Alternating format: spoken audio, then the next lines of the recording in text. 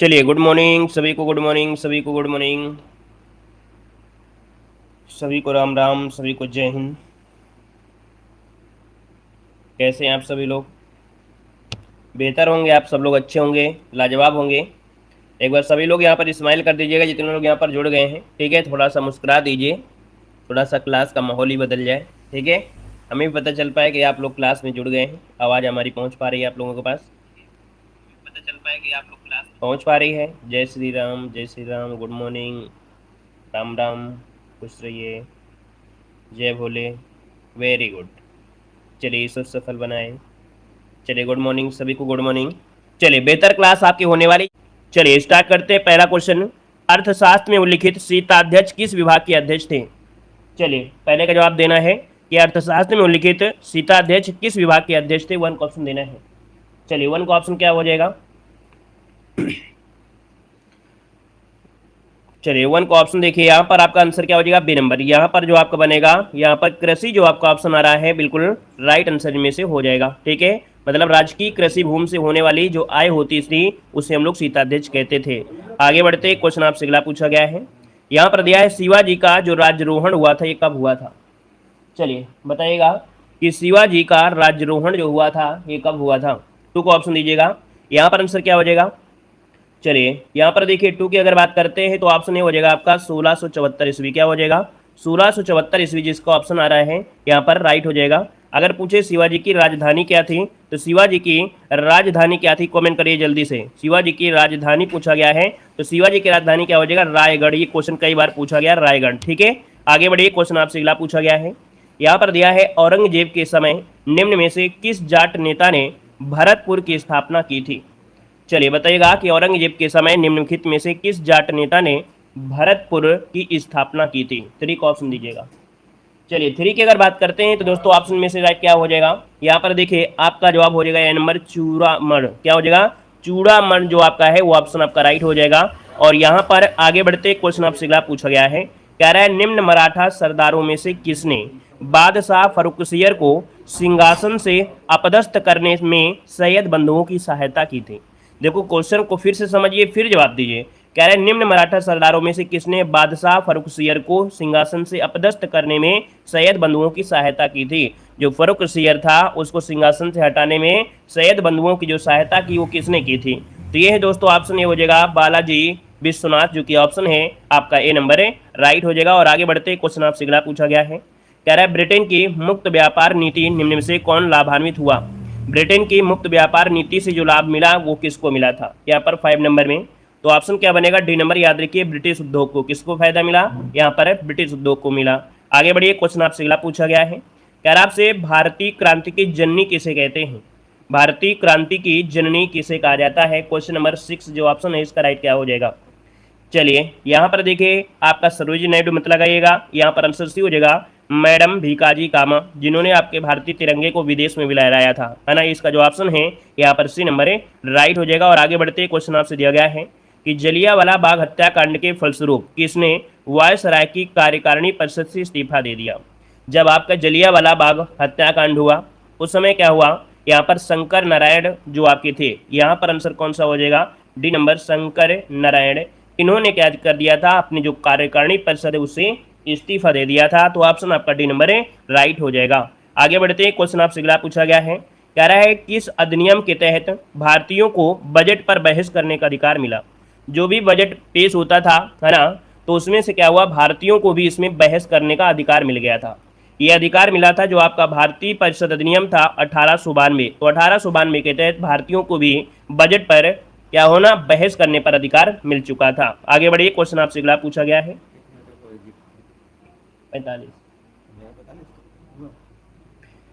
चलिए, दिल्ली में एक केंद्रीय न्यायालय की स्थापना का प्रावधान किया था। चलिए, दिल्ली में एक केंद्रीय न्यायालय की स्थापना का प्रावधान किया। 9 का ऑप्शन क्या हो जाएगा? तो यहाँ पर ऑप्शन सी हो जाएगा। याद रखिए, 1935 के अधिनियम के द्वारा, मतलब कि दिल्ली में जो एक केंद्रीय न्यायालय की स्थापना हुई थी वो आपके दोस्तों याद रखिए प्रावधान 1935 के अधिनियम द्वारा। ऑप्शन आपका सी नंबर है, राइट हो जाएगा। और आगे बढ़ते, क्वेश्चन आपसे अगला पूछा गया है, कह रहा है किस अधिनियम द्वारा प्रांतीय स्वतंत्रता की स्थापना की गई थी?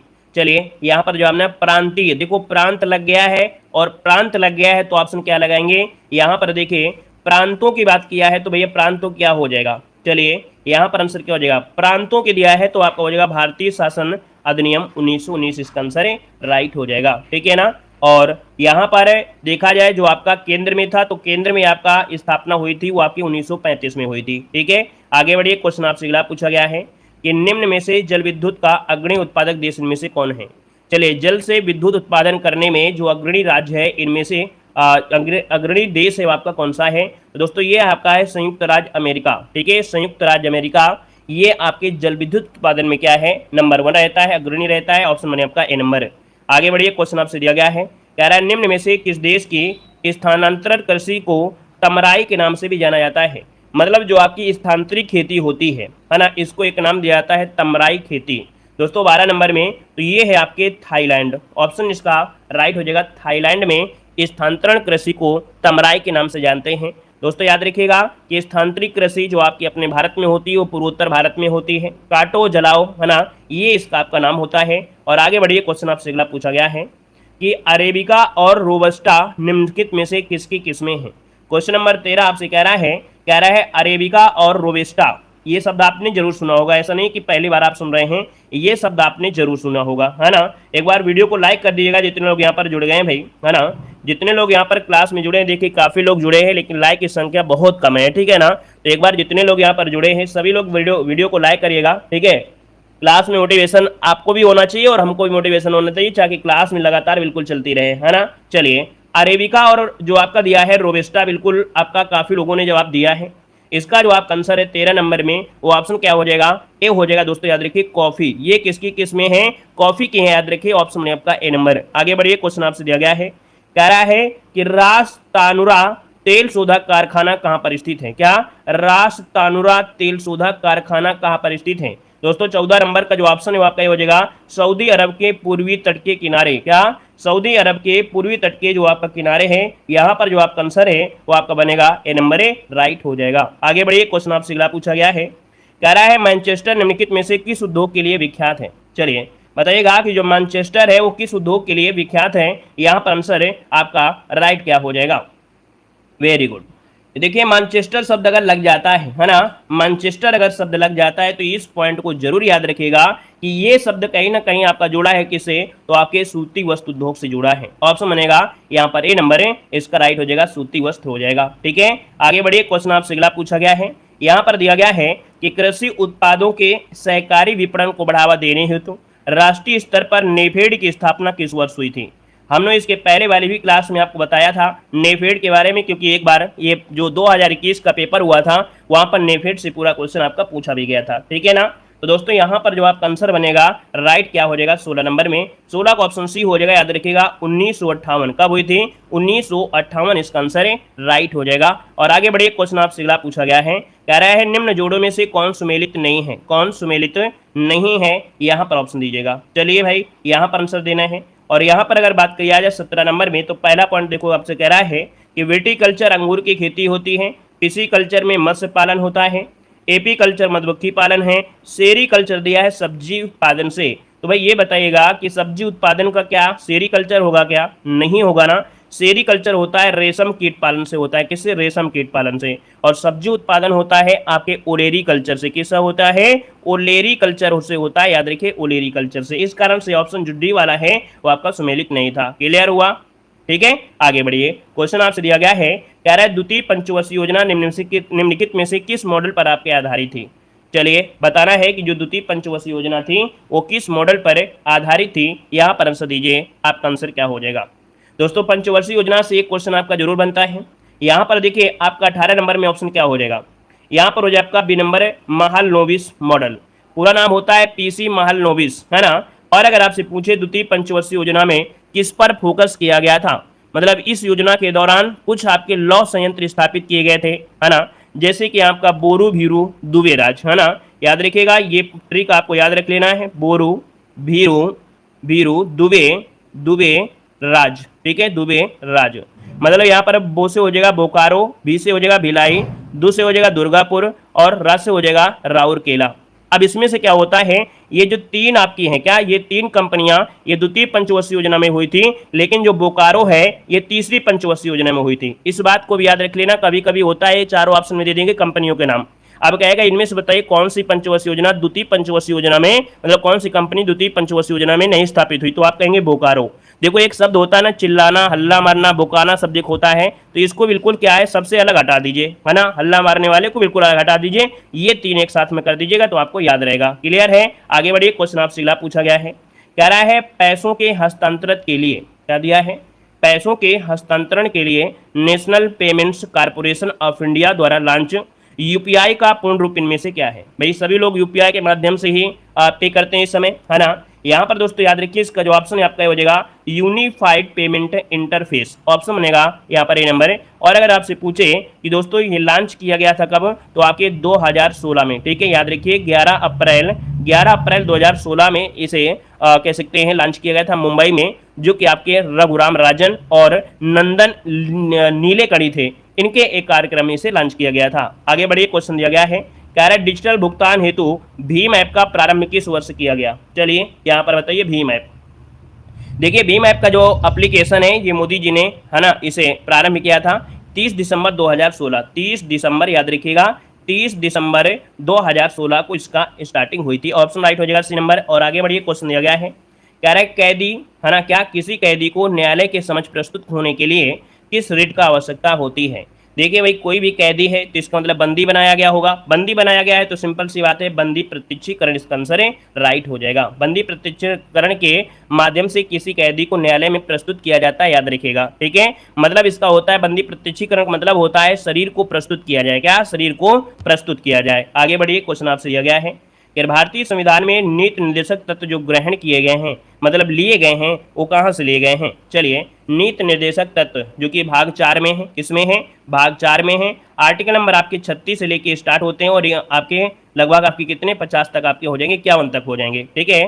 तो दोस्तों यहाँ पर जवाब हो जाएगा आपका बी नंबर, आयरलैंड से लिए गए हैं, याद रखिएगा। आगे बढ़िए, क्वेश्चन आपसे अगला पूछा गया है, कह रहा है मौलिक अधिकारों में संशोधन करने में कौन सक्षम है। मतलब जो आपके मौलिक अधिकार हैं, मौलिक अधिकार को जो संशोधन कर सकते हैं वो कौन कर सकते हैं। तो दोस्तों यहाँ पर आंसर बताइएगा, मौलिक अधिकार को संशोधन कर पाएंगे यहाँ पर कौन बनेंगे, ऑप्शन बताइएगा। और ये ऐसे क्वेश्चन आपसे गलती होने के चांस हो जाएंगे। यहाँ पर जो आपका क्वेश्चन है मौलिक अधिकारों में संशोधन करने में जो सक्षम है आपका कौन है, राष्ट्रपति, संसद या सर्वोच्च न्यायालय, क्या जवाब देंगे। तो दोस्तों यहाँ पर आंसर आपको लगाना है बी नंबर, संसद। याद रखिएगा मौलिक अधिकारों में किसी भी प्रकार का अगर संशोधन होता है वो संसद के दोनों सदनों के विशेष बहुमत से, किसे, विशेष बहुमत के बाद ही आपका ये आपका किया जा सकता है। तो ऑप्शन राइट हो जाएगा आपका बी नंबर, जो कि सभी का जवाब बिल्कुल सही है। और आगे बढ़िए, क्वेश्चन आपसे अगला पूछा गया है कि भारत का संविधान निम्नलिखित में से किस प्रकार का है। बताइए भारत को जो संविधान है वो किस प्रकार का है। तो दोस्तों याद रखिएगा कि भारत को जो संविधान है सबसे प्यारा संविधान है, मतलब दोस्तों अंशतः कठोर और अंशतः लचीला है ना। ये कह सकते हैं कि थोड़ा बहुत कठोर भी है, थोड़ा बहुत लचीला भी है, ठीक है ना। यहाँ पर जो आंसर आपका है वो आपका डी नंबर है, राइट हो जाएगा। और आगे बढ़िए, क्वेश्चन आपसे दिया गया है, कह रहा है मौलिक कर्तव्यों को भारतीय संविधान में किस वर्ष के अंत में स्थापित किया गया। देखिए पहले क्या था, मौलिक कर्तव्य आपके संविधान में नहीं थे, लेकिन फिर क्या हुआ, एक संशोधन हुआ। ये संशोधन हुआ था आपके 42वां संविधान संशोधन, और ये कब हुआ था, तो आपके 1976। तो 1976 के बाद दोस्तों इसको अपने भारतीय संविधान में अनुच्छेद 51 के का के तहत इसे शामिल कर लिया गया था। तो ऑप्शन क्या हो जाएगा, यहाँ पर ए हो जाएगा 1976। एक बहुत ही महत्वपूर्ण पॉइंट, क्या पॉइंट होता है, पॉइंट ये होता है कि इनको जो शामिल किया गया था किसकी सिफारिश पर, किसके अनुशंसा पर। तो दोस्तों याद रखिए मौलिक कर्तव्यों को जो शामिल किया गया था तो आपकी एक सिफारिश था, अर्थात एक अनुशंसा पर सरदार स्वर्ण सिंह, क्या बताएंगे, सरदार स्वर्ण सिंह। ये पॉइंट आपको याद रख लेना है क्योंकि यही क्वेश्चन आपका ज्यादा पूछा जाता है, सरदार स्वर्ण सिंह की सिफारिश पर हुआ था। क्लियर है, आगे बताइएगा। क्वेश्चन दिया गया है, कह रहा है समान परमाणु क्रमांक परंतु भिन्न भिन्न परमाणु द्रव्यमान के परमाणुओं को क्या कहते हैं। देखिए परमाणु क्रमांक क्या है, समान है, लेकिन जो द्रव्यमान संख्या है वो क्या है, भिन्न भिन्न है। सिंपल सी बात है, आपने बहुत पढ़ा होगा, ये जो होते हैं वो आपके समस्थानिक, क्या हो जाएंगे, समस्थानिक, इसका आंसर है, राइट हो जाएगा। और आगे बढ़िए, क्वेश्चन आपसे अगला पूछा गया है, कह रहा है आपसे यहाँ पर देखिए 20,000 हर्ज के ऊपर तरंगों को क्या कहते हैं। जो तरंगे 20,000 हर्ज से ऊपर होती हैं तो दोस्तों ये तरंगे होती हैं पराश्रव्य तरंगे, है ना। यहाँ पर ऑप्शन बनेगा आपका डी नंबर, पराश्रव्य तरंगे। अगर हम आपसे पूछे पराश्रव्य तरंगे क्या हम लोग सुन सकते हैं, तो आप कहेंगे सर पराश्रव्य तरंगे नहीं सुन सकते, लेकिन बहुत ऐसे पक्षी होते हैं, बहुत ऐसे जानवर होते हैं जिसका इसका आभास यहाँ पर कर पाते हैं। तो ऑप्शन क्या हो जाए आपका डी नंबर ए राइट हो जाएगा। और आगे बढ़ते हैं, क्वेश्चन आपसे दिया गया है कि फोटोग्राफी में उपयोग होता है। देखिए ये क्वेश्चन आपका बहुत ही बार पूछा गया है, हमेशा पूछा जाता है। कह रहा है फोटोग्राफी में जो उपयोग किया जाता है क्या करते हैं।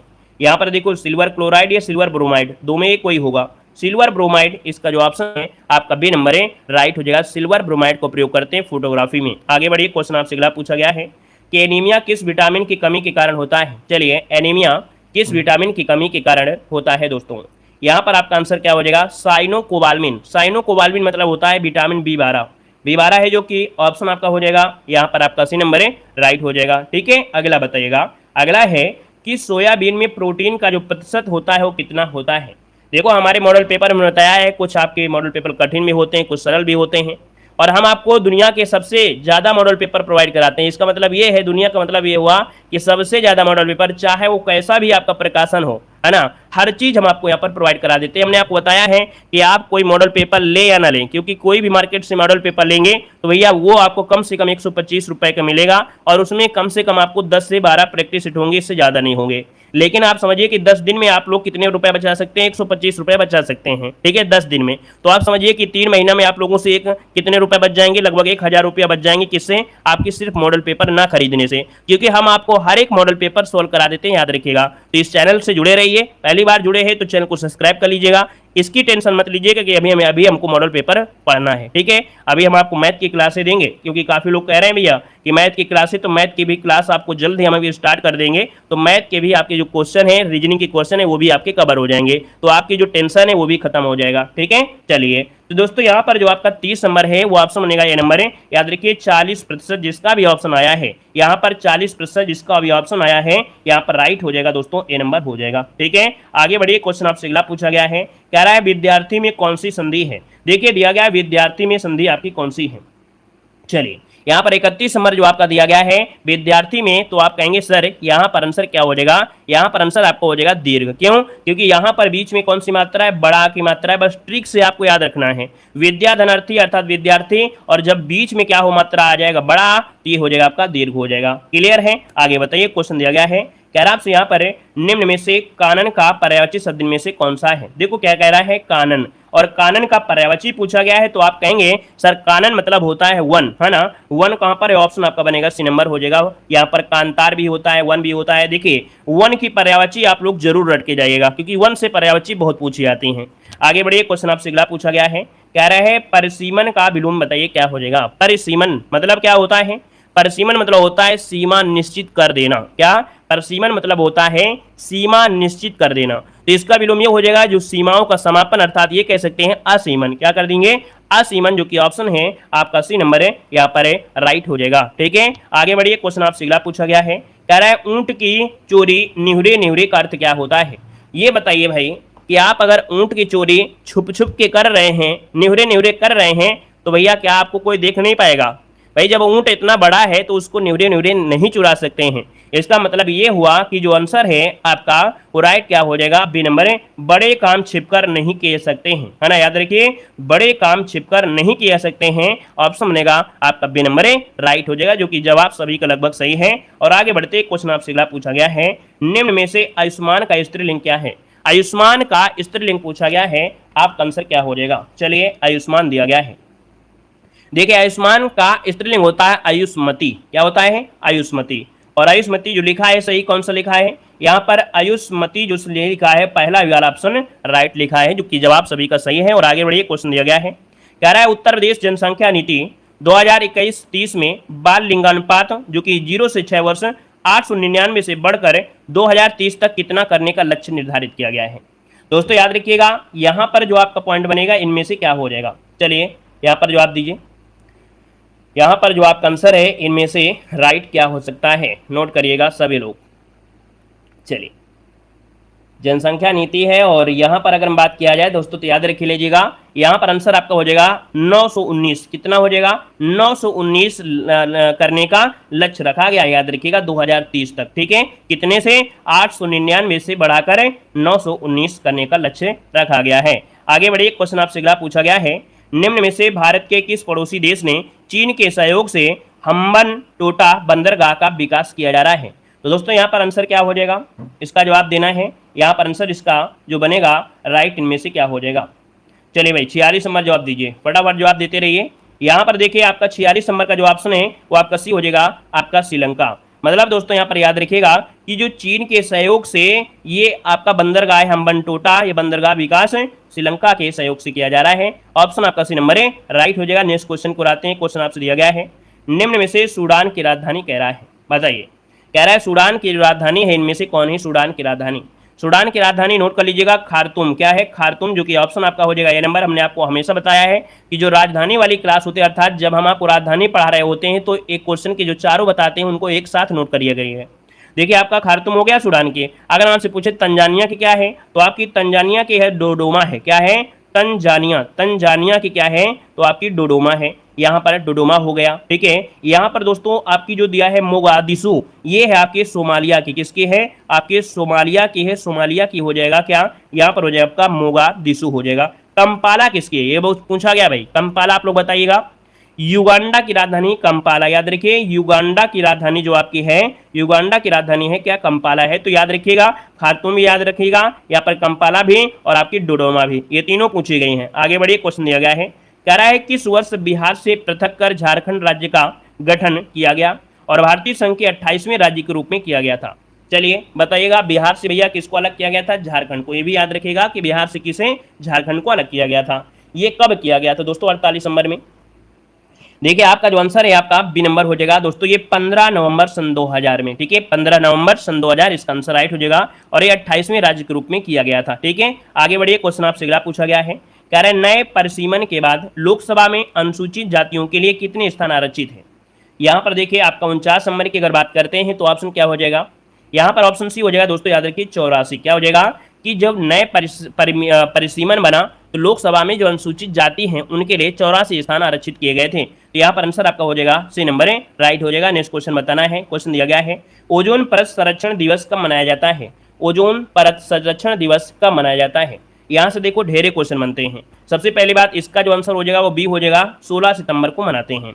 याद रखिएगा हमने आपको बताया है पृथ्वी की जो आपकी परतें हैं कितनी, आपकी 5 परतें जो वायुमंडल में आपकी, वो आप वायुमंडल की, पृथ्वी की नहीं, क्योंकि पृथ्वी की तो 3 परतें हैं, वायुमंडल भी आपकी 3 परतें होती हैं। 3 परतों में दोस्तों काफी क्वेश्चन बनते हैं कि नीचे वाला आपका मंडल होता है कौन सा होता है, क्षोभ मंडल। और क्षोभ मंडल में जितनी भी मौसम क्रियाएं होती हैं, ग्लोबल वार्मिंग वाली जो होती हैं वो आपकी क्षोभ मंडल में होती हैं। लेकिन ये जो आपका दिया है बीच वाला समताप मंडल है, और समताप मंडल में दोस्तों याद रखिएगा समताप मंडल में ही एक परत पाई जाती है आपकी ओजोन परत। और ओजोन परत को मापने वाली इकाई क्या होती है, ओजोन परत को मापने की इकाई होती है डॉप्सन। क्या होती है, डॉप्सन होती है। क्वेश्चन कई बार पूछा गया है। ठीक है, दूसरा पॉइंट अगर आपसे क्वेश्चन आपसे पूछ ले कि ये बताइएगा ओजोन परत की जो मोटाई होती है वो सर्दियों में बढ़ती है गर्मियों में। चलिए, ओजोन परत की जो मोटाई होती है वो गर्मी में बढ़ती है या सर्दी में बढ़ती है, बताइएगा, कमेंट करिएगा कि ओजोन परत की जो मोटाई होती है वो गर्मियों में ज्यादा बढ़ती है या सर्दियों में बढ़ती है, कमेंट करें जल्दी से। चलिए, गर्मी में बढ़ती है दोस्तों, याद रखिए गर्मी में, सर्दी मत लगाइएगा, क्योंकि ये क्वेश्चन आप लोगों से क्या है कभी ना कभी पूछा जा सकता है। याद रखिए ओजोन परत की जो मोटाई होती है वो गर्मियों में बढ़ती है, क्योंकि जो धूल कण होते हैं है ना, जो गैसें होती हैं वो हल्की होकर क्या होती है ऊपर उड़ जाती हैं। जब ऊपर उड़ जाती हैं तो क्या होता है, कहीं ना कहीं उसकी मोटाई जो होती है वो आपकी बढ़ती है। लेकिन अगर पूछे कि भैया कम कब होता है, तो सर्दियों में। दूसरा एक पॉइंट आपका यहाँ से और होगा कि जो ओजोन छिद्र देखा गया वो कहाँ पर देखा गया है, ओजोन छिद्र जो देखा गया है वो आपके कहाँ पर देखा गया है, ओजोन छिद्र कहाँ पर देखा गया है, तो आपके याद रखिएगा अंटार्कटिका महाद्वीप अर्थात दक्षिण जो आपका है तो अंटार्कटिका में देखा गया है, क्योंकि वहां पर क्या है बहुत आपके शोध संस्थान हैं, और जब शोध होते हैं तो उसमें क्या होते हैं सीएफसी गैसें बहुत निकलती हैं, सीएफसी गैसें बहुत निकलती हैं। तो इससे आपको हमेशा याद रहेगा कि जो शोधकर्ता होते हैं वो मशीनों को यूज करते हैं, टेक्नोलॉजी यूज करते हैं, उनमें से कहीं ना कहीं सीएफसी गैसें होती हैं, जिसकी वजह से कहीं ना कहीं ओजोन चरण हो रहा है। क्लियर हो गया। आगे बढ़िए, क्वेश्चन आपसे अगला पूछा गया है, दिया गया है अंतर्राष्ट्रीय परमाणु ऊर्जा एजेंसी का मुख्यालय स्थित है। चलिए जवाब दीजिएगा, अंतर्राष्ट्रीय परमाणु ऊर्जा एजेंसी का मुख्यालय ये कहां पर स्थित है। इसका आंसर क्या हो जाएगा, तो ये है आपके वियना। वियना कहां पर है, ऑप्शन ए नंबर इसका राइट हो जाएगा, वियना हो जाएगा। आगे बढ़िए, क्वेश्चन आपसे अगला पूछा गया है, कह रहा है शेर शाह का मकबरा कहां पर स्थित है। हमेशा क्वेश्चन मिलता है शेर शाह का मकबरा। दोस्तों शेर शाह का मकबरा है आपके सासाराम, और सासाराम कहाँ पर है, तो आपके बिहार में है। कहाँ पर है, बिहार में है, बिहार में है। दोस्तों जो सासाराम में मकबरा है आपका शेरशाह का, ये क्या है, भारतीय वास्तुकला और कह सकते हैं ये जहां से आया था, अर्थात ईरान का भी था, फारस का था, तो वहां का ये कंबाइंड आपका है। ठीक है, ये अष्टकोणीय पद्धति में बना हुआ क्या है, मकबरा है। याद रखिए अष्टकोणीय पद्धति में बना हुआ मकबरा है। नेक्स्ट क्वेश्चन दिया गया है कि बास्केटबॉल में खिलाड़ियों की संख्या कितनी होती है। चलिए भाई बताइए, बास्केटबॉल में खिलाड़ी की संख्या, बास्केटबॉल याद रखिए, बास्केटबॉल यहां पर क्या हो जाएगा आपका, डी नंबर 5 होती है। वहीं पर अगर पूछे कि आपके वॉलीबॉल में कितने होते हैं, तो वॉलीबॉल में कितने होते हैं, आपके 6 होते हैं। याद रखिएगा, वॉलीबॉल अगर पूछ लेता है, क्योंकि यहां से क्वेश्चन गड़बड़ी कर देते हैं लोग। याद रखिए बास्केटबॉल है तो आपके 5 और वॉलीबॉल है तो आपको बताएंगे 6 बताएंगे। वहीं पर अगर पूछे बेसबॉल, तो दोस्तों बेसबॉल में कितने होते हैं, बेसबॉल में 9 होते हैं, जो कि अमेरिका का आपका खेल है, बेसबॉल है। ठीक है ना, क्लियर है। चलिए यहां पर आगे बढ़िए, क्वेश्चन आपसे अगला पूछा गया है, कह रहा है the living mountain a fable for our times के लेखक इनमें से कौन है। यहाँ पर आंसर आपका राइट हो जाएगा, बी नंबर है। याद रखिए अमिताभ घोष हैं, इस पुस्तक के जो लेखक हैं वो आपके अमिताभ घोष हैं। और आगे बढ़िए, क्वेश्चन आपसे दिया गया है, निम्न में से किसमें ओजोन की सर्वाधिक सांद्रता रहती है। देखिए अभी हमने यहाँ पर जिक्र किया था इसी क्वेश्चन के बारे में, काफी अच्छी तरीके से बताया था। अब आप बताइएगा यहाँ पर जो आंसर बनेगा इनमें से क्या हो जाएगा। चलिए, ओजोन की जो सांद्रता रहती है वो किस परत में रहती है, किस मंडल में, तो आप कहेंगे सर समताप मंडल में। किसमें, आपके समताप मंडल में रहती है। दोस्तों याद रखिए ये परत हमारे जीवन के लिए बहुत ही महत्वपूर्ण है। याद रखिए ये जो परत होती है ये सूर्य से आने वाली जो पराबैंगनी किरणें होती हैं उसको रोकने में ये आपकी सहायता करती है। दोस्तों याद रखिएगा, ठीक है ना। याद रखिएगा वायुमंडल में एक ऐसी भी जगह होती है मध्य मंडल में जहां पर आपका बर्फ रहती है। दोस्तों याद रखिए, मतलब देखा जाए तो 0 डिग्री सेंटीग्रेड का भी टेम्परेचर होता है। कहां पर है, तो आपके जो मध्य मंडल होता है, मध्य मंडल में 0 डिग्री सेंटीग्रेड का भी टेम्परेचर होता है। याद रखिए। आगे बढ़िए, क्वेश्चन आपसे अगला पूछा गया है, कह रहा आपसे भारत द्वारा किस देश के साथ 6 दिसंबर को मैत्री दिवस मनाने की घोषणा की गई है। चलिए यहां पर जवाब देना है, करंट अफेयर का क्वेश्चन आपका है। यहां पर इसका जो आंसर बनेगा वो राइट क्या हो जाएगा, फटाफट जवाब दीजिए भाई। करंट अफेयर हमने आपको पढ़ाया है, बहुत क्लास हमने दिया है करंट अफेयर की, ऐसा नहीं कि एक क्लास दिए हैं। और हमने बताया कि अगर आप हमारे चैनल से जुड़े रहेंगे ना तो करंट अफेयर में भाई साहब आप पूरे के पूरे नंबर लाएंगे। हमारी क्लास को जरूर पूरी देखिएगा। कह रहा है भारत सरकार द्वारा किस देश के साथ 6 दिसंबर को मैत्री दिवस मनाने की घोषणा की गई है। यहाँ पर आंसर आपका डी हो जाएगा। दोस्तों याद रखिए बांग्लादेश। ठीक है, बांग्लादेश। दूसरी बात आपको बता दें, मार्केट में क्या, मार्केट में अभी तक कोई भी मॉडल पेपर अपडेट नहीं आया है। याद रखिएगा अपडेट नहीं आया है। अब आपको बता दें कि आपके पास जो पिछले साल आपने मॉडल पेपर लिया होगा, कौन कौन लिए होंगे। देखिए अगर आपने यहाँ पर लिया है यूथ कंपटीशन का तो यूथ वालों ने भी इस बार को अपडेट नहीं किया है, कोई भी करंट अफेयर अपडेट नहीं है। चचू का भी आपका अपडेट नहीं है, ठीक है ना। यहाँ पर किरण का अपडेट नहीं है। किरण में क्या है, केवल करंट अफेयर का जो 10 क्वेश्चन है उसको अपडेट किया है, लेकिन जीएस वगैरह वही है। हम आपको इसलिए बता रहे हैं कि आप लोग अपने पैसे बर्बाद मत करिएगा, फालतू में आप मॉडल पेपर मत लीजिएगा। अगर लेने जाते भी हैं तो ये देख लीजिएगा कि करंट अफेयर अपडेट है कि नहीं अपडेट है। अभी तक कोई भी ऐसे मॉडल पेपर नहीं आया जिसमें से क्वेश्चन करंट अफेयर के अपडेट हो। बहुत किताबें तो 2021 में जो आपकी आई थी वही सेम टू सेम आ गई हैं। तो मॉडल पेपर लेने की कोई जरूरत नहीं है। आप हमारे चैनल से जुड़े रहेंगे, हम आपको यहाँ पर करंट अफेयर के अपडेट आपको मॉडल पेपर यहाँ पर सोल्व कराएंगे। अलग से हम यहाँ पर करंट अफेयर के क्वेश्चन ऐड कर देते हैं, अपडेट कर देते हैं, ठीक है। तो इसका जो आंसर आता है दोस्तों वो डी हो जाएगा। याद रखिए बांग्लादेश, ऑप्शन डी हो जाएगा बांग्लादेश। अगला बताइएगा, कह रहा है चेन्नई में आयोजित पहले ड्रोन कौशल प्रशिक्षण सम्मेलन का उद्घाटन किसके द्वारा किया गया है। दोस्तों चेन्नई में आयोजित ये पहले ड्रोन कौशल प्रशिक्षण केंद्र है और इसका जो उद्घाटन किया गया है वो आपके ऑप्शन बी, याद रखिए अनुराग ठाकुर ने किया। किसने, अनुराग ठाकुर, जो कि ऑप्शन है बी नंबर है। और आगे बढ़िए, क्वेश्चन दिया गया है कि अरुण कुमार सिंह को किस भारतीय महारत्न कंपनी का अध्यक्ष नियुक्त किया गया है। यहाँ पर देखिए दिया गया है अरुण कुमार सिंह को किस भारतीय महारत्न कंपनी का या किया गया अध्यक्ष नियुक्त किया गया है। यहाँ पर आंसर इनमें से राइट क्या हो जाएगा, नोट करिएगा। देखिए आपका जो आंसर बनेगा वो आपका हो जाएगा ONGC, ठीक है, ऑप्शन बी राइट हो जाएगा। और आगे बढ़िए, क्वेश्चन आपसे दिया गया है कि टाइम मैगजीन में, है ना, टाइम मैगजीन ने पर्सन ऑफ द ईयर 2022 किसे चुना है। याद रखिएगा ये चुना है ऑप्शन सी आपके वोलोदिमीर जेलेंस्की, ठीक है। यहाँ पर आंसर जो आपका है वो आपका सी नंबर है, राइट हो जाएगा। अच्छा ये बताइए जेलेंस्की जो आपके हैं राष्ट्रपति कहाँ के हैं, कोई बता सकता है भाई। इतना युद्ध हुआ था, है ना, रूस से हुआ था और किससे, यूक्रेन से। तो ये यूक्रेन के राष्ट्रपति हैं वोलोदिमीर जेलेंस्की। आगे बढ़िए, क्वेश्चन आपसे दिया गया है, कह रहा है table tennis federation of India की पहली महिला अध्यक्ष किसे नियुक्त किया गया है। Very very very very IMP question आपका है, याद रखिएगा। कह रहा है table tennis federation of India की पहली महिला अध्यक्ष किसे चुना गया है। इनका नाम है ऑप्शन बी, याद रखिए मेघना अहलावत। क्या? मेघना अहलावत, इसका आंसर आपका बी बनेगा। और आगे बढ़िए, क्वेश्चन आपसे दिया गया है कि नाबार्ड का अध्यक्ष किसे नियुक्त किया गया है। वेरी वेरी एमपी क्वेश्चन आपका है, बताइएगा नाबार्ड का अध्यक्ष किसे नियुक्त किया गया है। स्क्रीनशॉट ले लीजिएगा, क्वेश्चन आपका बनना ही है नाबार्ड से।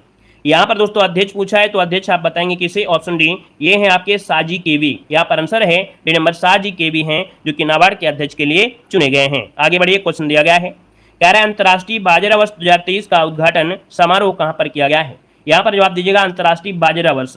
और ये क्वेश्चन आपका आंसर क्या हो जाएगा, ये 2023 में बाजरा वर्ष है दोस्तों, इसका जो समारोह हुआ है वो है बी नंबर आपके इटली में। कहां पर हुआ है? इटली, इसका आंसर आपका राइट हो जाएगा। और अगला क्वेश्चन बताइएगा, कह रहा है न्यूयॉर्क फेडरल रिजर्व बैंक की प्रथम उपाध्यक्ष बनने वाली भारतीय मूल की महिला इनमें से कौन है। यहाँ पर जवाब देना है आपसे, कह रहा है न्यूयॉर्क फेडरल रिजर्व बैंक की प्रथम उपाध्यक्ष बनने वाली भारतीय मूल की जो महिला है इनमें से वो आपकी कौन है दोस्तों। यहाँ पर आंसर क्या हो जाएगा, ये है आपकी सुष्मिता शुक्ला। नोट करिएगा, सुष्मिता शुक्ला जिसका ऑप्शन आया है यहाँ पर राइट हो जाएगा, सुष्मिता शुक्ला हो जाएगा। ठीक है, आगे बढ़िए, क्वेश्चन दिया गया है कि प्रधानमंत्री नरेंद्र मोदी ने किस राज्य में मोपा अंतर्राष्ट्रीय अड्डे का उद्घाटन किया है। चलिए बताइएगा, मोपा अंतर्राष्ट्रीय आपका ये अड्डा है, हवाई अड्डा है। तो दोस्तों यहाँ पर आंसर क्या हो जाएगा, 49 नंबर में। जवाब आपको नोट करना है, बहुत अच्छा है। यहाँ पर बी हो जाएगा, बिल्कुल सही है। गोवा जिसका आया है बिल्कुल राइट हो जाएगा, गोवा हो जाएगा। आगे बढ़िए, क्वेश्चन आपसे दिया गया है कि national institute for one health की आधारशिला किस शहर में रखी गई है। National institute for one health की आधारशिला किस शहर में रखी गई है। यहाँ पर आंसर नोट करिए है। ठीक है, सभी लोग नोट करें, जल्दी से बताइए। चलिए कमेंट करते रहें और जय हिंद लिखते रहें। ठीक है, जो लोग पहली बार जुड़ रहे हैं चैनल को सब्सक्राइब भी करिएगा। ठीक है, जय हिंद कमेंट बॉक्स में लिखें, चाहे ऑनलाइन हो या ऑफलाइन हो। ठीक है, और वीडियो में अगर कुछ सीखने को मिलता है, ठीक है, आपको लगता है कि हाँ हम मॉडल पेपर जो हम सर से सोल्व कर रहे हैं तो उससे हमारा उद्धार हो सकता है, तो भाई सभी लोग लाइक जरूर करिएगा। कुछ भी सीखते हैं तो भाई आप लोग लाइक से जरूर करते रहिए। देखो यहाँ पर आंसर जो आपका है वो आपका हो जाएगा सी नंबर है, नागपुर। आपका आंसर सी नंबर है राइट हो जाएगा। ठीक है, आगे बढ़िए, अगला पॉइंट जो कि हमारी क्लास में सबसे मस्त, मतलब देखा जाए कि हमारी क्लास में जो मॉडल पेपर होता है, मॉडल पेपर के बाद हम आपको क्या करते हैं, एक योगा कराते हैं कि भाई क्लास में जब आपके मॉडल पेपर तो खत्म हो गया, अब आपको क्या करना है, ध्यान से बात आपको सुनना है।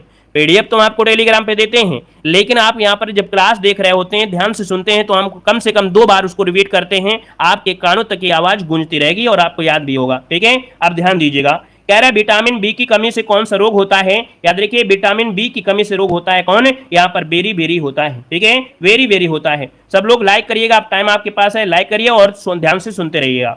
विटामिन सी का जो आपका है क्या, विटामिन सी की कमी से कौन होता है।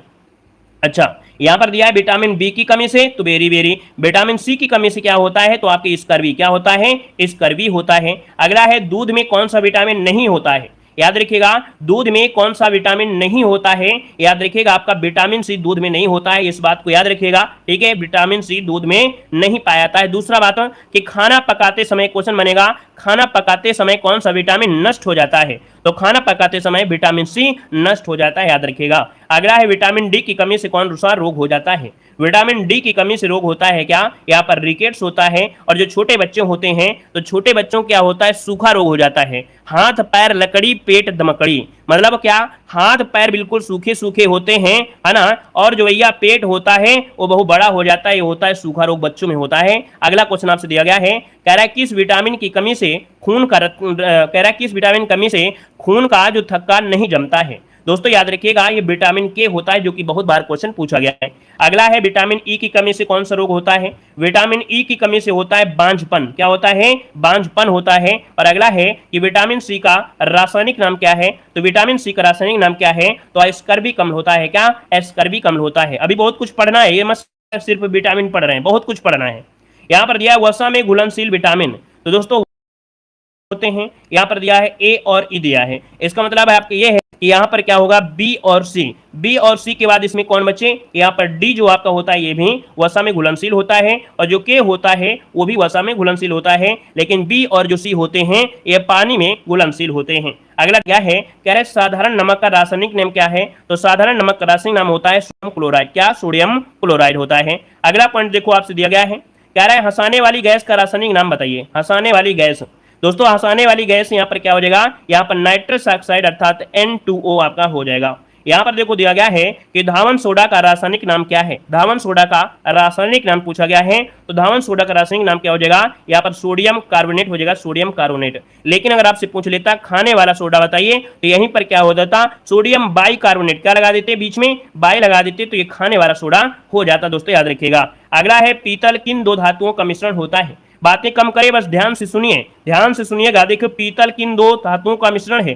तो पीतल होता है तांबा और जस्ता का मिश्रण होता है, याद रखिएगा। अगला आपसे दिया गया है, कह रहे आपसे कैल्सीफेराल किस विटामिन का रासायनिक नाम है।